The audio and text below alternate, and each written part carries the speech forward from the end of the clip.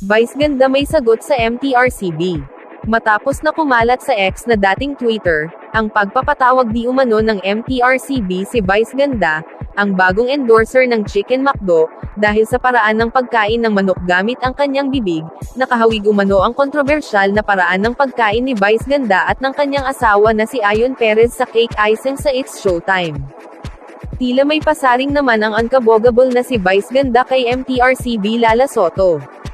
Ayon kay Vice ay never niya naisip na makakapagsuot ito at ma-achieve ang couple shoes.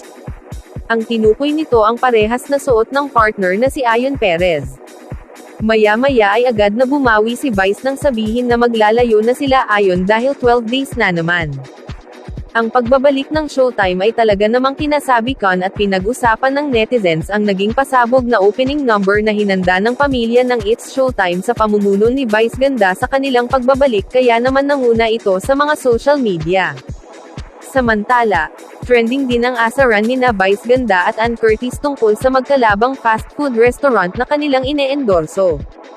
Matatanda ang kamakailan ay nag-trending si Vice matapos niyang lumabas sa commercial ng McDonald's.